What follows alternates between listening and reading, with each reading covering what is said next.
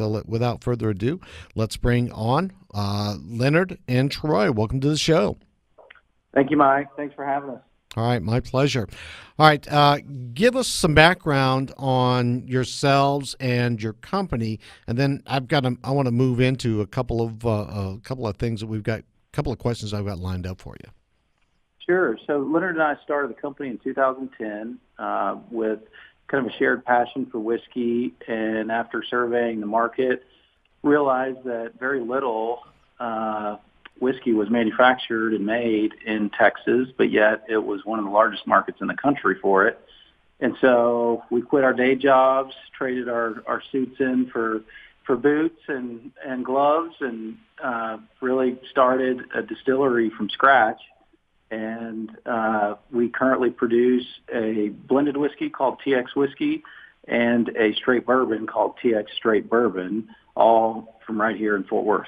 And then you're going to have an event that I'm going to be at on the 1st of November?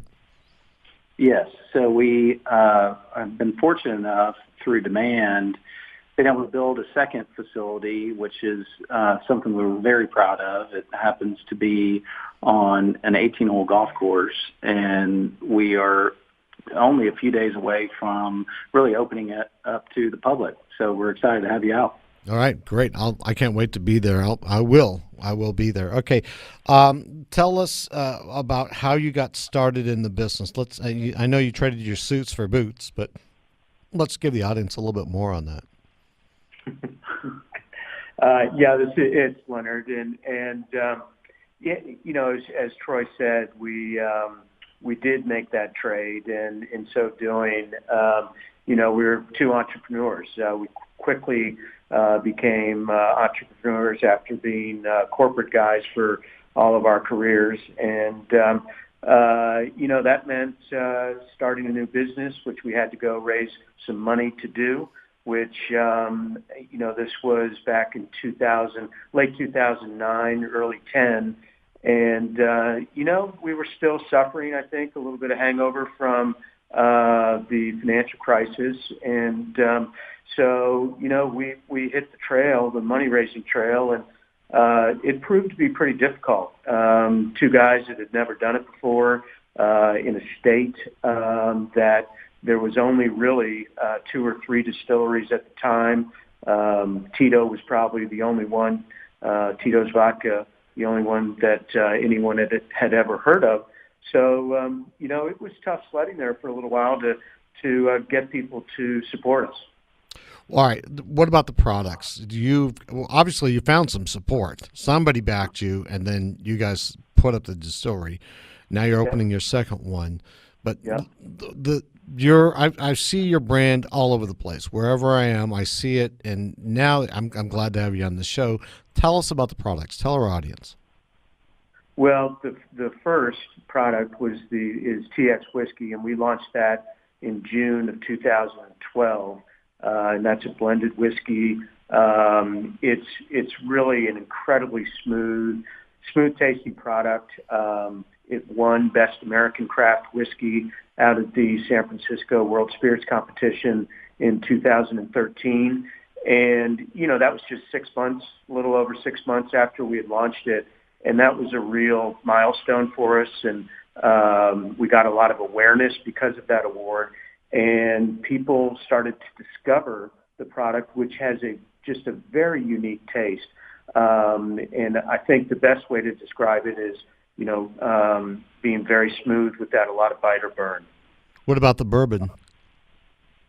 So the bourbon is just it's a great Texas story.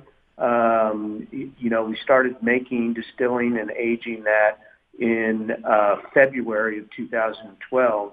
And we didn't release it until December of this past year, so December of 2016. Our whiskey, the original product we put on the market, was doing so well, we could afford to wait, and we saw the bourbon getting better and better each quarter, each season. And, we never thought we'd be able to hold it for almost 5 years, but we were able to, and we're glad we did. Because it's just a marvelous tasting product, and we make it with Texas corn, Texas wheat, a yeast strain that we developed ourselves off of a pecan nut, and of course Texas water and the aging climate. Is that why people love it so much, or is there more to the story? Well, I think that's part of the story. I think that's an intriguing one, particularly those, Texans. But really, the proof is what's in the bottle. Ultimately, you're judged by the product.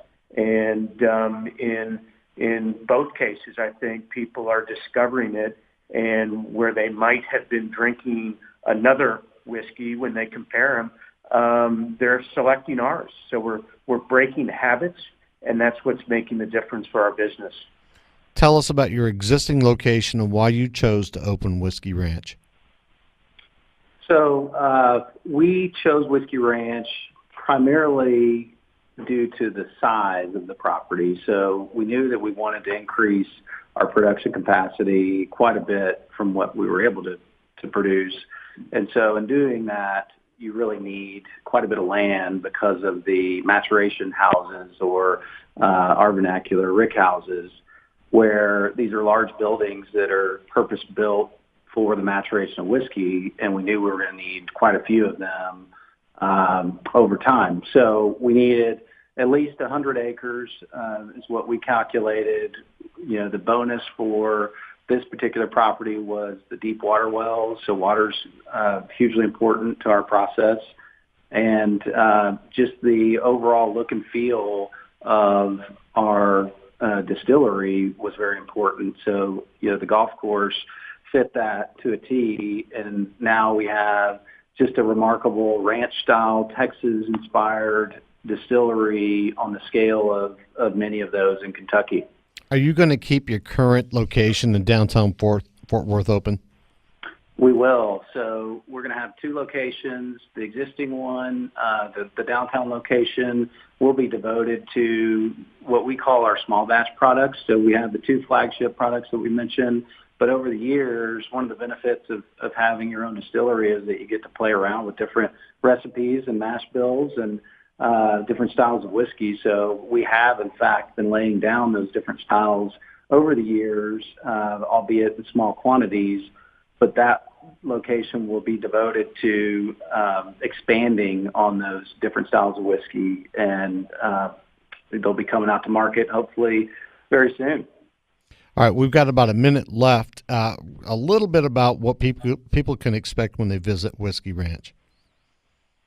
So, as we said, it's the only distillery in the U.S. for sure that we know of that's located on an 18-hole golf course. So when you drive into this beautiful winding road, it looks very much like a ranch. But when you get here, it's all about the experience. And what we really want our consumers to feel is an immersion in our brand and our perspective and perception of what it's like to be in the whiskey business. So hugely educational. We spend a lot of time diving into the detail of how whiskey's made, as well as experiencing the beautiful views of downtown.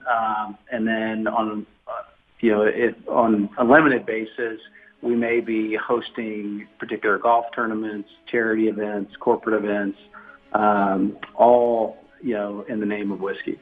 Got it. All right, Leonard, Troy, thanks for being guests on the show. I'll see you on the 1st. Look forward to it. Thanks, Mike. All right, Leonard Firestone, Troy Robertson, Firestone and Robertson Distilling Company. Don't forget their event coming up on the 1st at Whiskey Ranch, Glen Garden Country Club, Fort Worth. All right, we'll be right back after this break with Andy Chan, and we're going to talk about the CEO or VIT initiative. We'll be right back after these messages. This segment is brought to you by Lots of Yachts.